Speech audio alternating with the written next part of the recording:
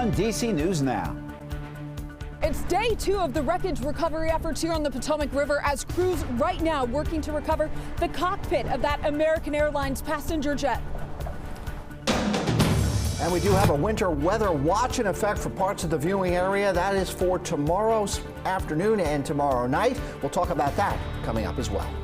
And later, we're honoring Black History Month, an inside look at DC's Go-Go Museum and Cafe. The DMV. This is DC News Now. Good afternoon, and thank you for joining us for the news at noon. I'm Mark Hall. We start with breaking news. Robert F. Kennedy Jr. has cleared his first hurdle to becoming the nation's top health official. This after the Senate Finance Committee voted to advance his nomination for a floor vote. Republicans voted together to advance his nomination while all Democrats opposed. His nomination will now face a full Senate vote, even though there are concerns about the work that he's done to create doubt about vaccine safety. All right, meteorologist Scott Sumner joins us now with the latest check on the forecast. Scott, earlier this morning when I got in the car, I was walking outside and I didn't think I needed a jacket, but now it's a little breezy. Yeah, and you'll see with the weather watches, Mark, that the temperature early in the morning was like 60 and has dropped a little bit when they called in by about 5 to 10 degrees in certain cases. You got a little fluctuation in temperatures here, but now we're seeing the up and up, and with some sunshine out there, we're seeing some mild numbers. As a matter of fact, let's take a look at what we have outside our window here with our weather cam, looking here at the, of course, the major church here in the district. Of course, we are looking at 63 degrees, partly cloudy skies out there. A little better looking day, although I did say that we would be seeing some wind pick up, and that has been the case in places across the entire DMV. So we'll see that 63 as we go throughout the next couple of hours. We'll step over here. You can see sliding down throughout the 50s and into the 40s, eventually into the 30s tonight. And once we get into the 30s this evening, overnight going into tomorrow, it's going to kind of set the stage for a colder day in general, and the potential with moisture moving in, some wintry mix. And that's why the National Weather Service has issued this winter storm watch. It's expanded from when I showed it to you yesterday at the 4 and the 5 o'clock newscast. Now it extends all the way in towards Washington County here where Hagerstown resides. We'll see if it does extend a little further than that, because we are expecting some wintry mix to arrive for Wednesday night going into Thursday morning, where it could be a little bit of an icy mess. Mark? Scott, thank you. We're now in the 6th day since the mid-air collision over the Potomac River that claimed the lives of 67 people. An American Airlines regional jet and an Army U.S. Black Hawk helicopter collided, leaving so many devastated. And happening now, day 2 of the crews working to remove the wreckage of both aircraft. DC News Now's Haley Milon has the latest. Yes, a successful day yesterday. Crews recovering the engine of that passenger jet, a wing, as well as the back part of the fuselage, which is where the cabin is, where passengers sit. Today, the work continues. They're working to extract the cockpit from the Potomac River. On the investigative front, the National Transportation Safety Board now has access to the recordings and the flight logs from inside of both the cockpit of the regional jet and the Black Hawk helicopter.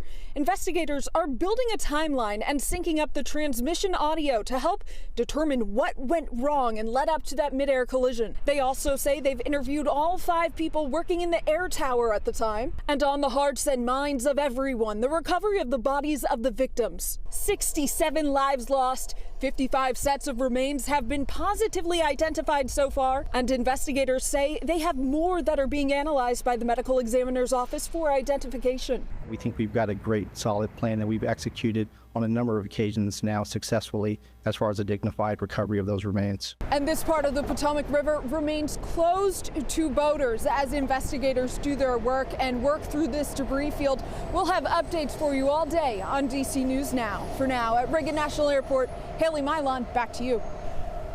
Haley, thank you. Developing in Montgomery County, officials say that no one was injured after a tractor trailer burst into flames on the Capitol Beltway near New Hampshire Avenue and University Boulevard this morning. According to a spokesperson from Montgomery County Fire and Rescue, firefighters were called around 1:30 this morning to the outer loop of Interstate 495 for a vehicle fire. According to officials, the fire started after mechanical or brake failure. The truck was carrying fruit. Right now, D.C. Council taking a final vote on the expulsion of Trayon White. 11 of 12 council members must vote yes for him to be expelled. The expulsion vote comes after White was charged with bribery. Now, despite the charge, he still won his re-election bid in November. Some of his Ward 8 constituents even filing a lawsuit to get the council to pause the expulsion vote, but it's still moving forward. Our Mario Carbone spoke to a political science professor on what would happen if White is ousted, and he says that it's possible that he can run again for the seat. Because he was able to win in November with these bribery charges hanging over his head, it's possible the voters of Ward 8 would reinstall him. Might see a situation where, at least until his federal trial, where White is really sort of pitting himself against the rest of the council.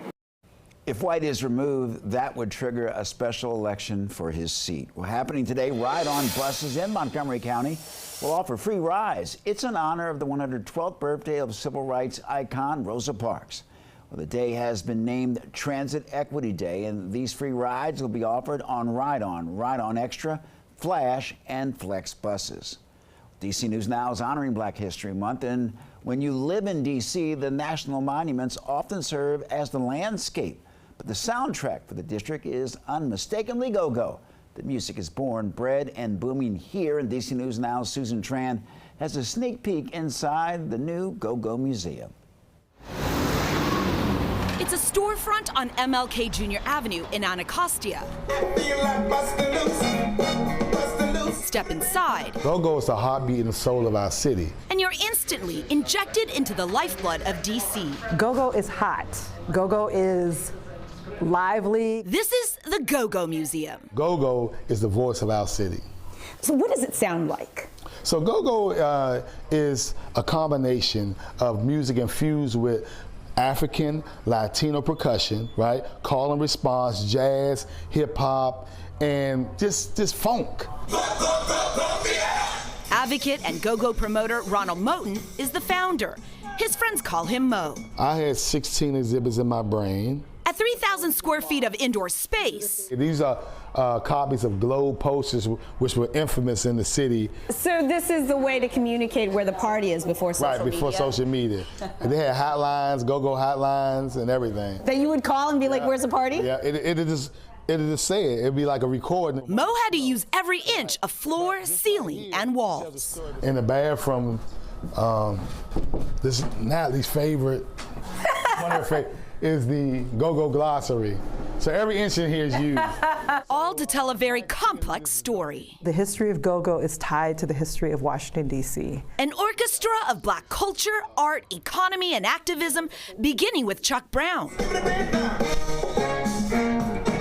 who gave birth to the distinctly district sound in the mid-'70s. When I started breaking down doing that percussion, didn't have to do 25 songs a night no more. It became so popular by the late 80s, when EU's debut was featured in Spike Lee's School Days, the museum's curator and American University professor Natalie Hopkinson says Go-Go was criminalized. Kids loved it. They flocked to clubs. And that coincided with the time when DC was considered the murder capital. And there was a lot of problems around gun violence, around addiction. Instead of dealing with the hard thing like, okay, we have a gun problem or we have a drug problem, they decided that we had a go-go problem. Police crackdowns soon shut down nightclubs. When DC police surveilled Go-Go artists. Cutting off a whole generation from its deeply rooted indigenous DC culture. But Go-Go, thankfully, was very resilient.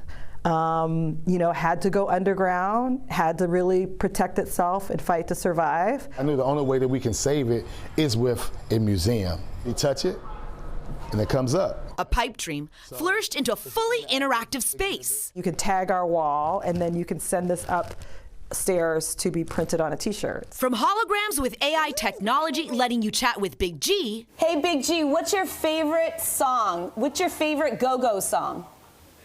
Hey, picking a favorite song, tough. But when it comes to Go-Go, Bustin' Loose by Chuck Brown is a classic.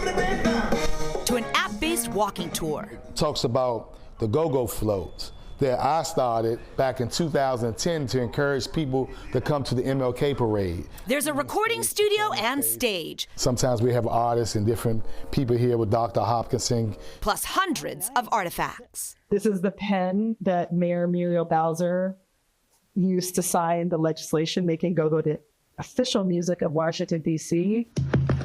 A record-spinning 180 from lawmakers. In 2020, the city kick-started building the museum, funding about 80%. The rest, community raised, Our stage is being built right now. turning go-go from demonized to a superpower. Go-Go has a rich history of keeping this city alive when nobody wanted to be here. So I think it's due for the city to give back to Go-Go and make sure that we preserve the history and culture that's here today. In Anacostia, Susan Tran, DC News Now. Wow, thank you, Susan. Happening today, the D.C. Council is set to vote on officially transferring control of RFK Stadium to the district. It is currently operated by the National Park System. This after Congress passed a law earlier this year allowing the stadium to be transferred to D.C. for at least 99 years. The stadium could be a possible home for the Commanders in the near future. If passed, the bill would go to the mayor's desk for approval.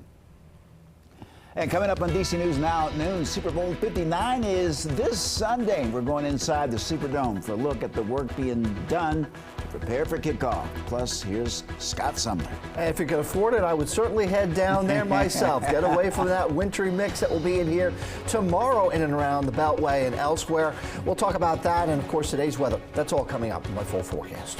All right, Scott, maybe we can drive down there. You're watching DC News Now at noon. Stick around. We'll be right back with more right after the break.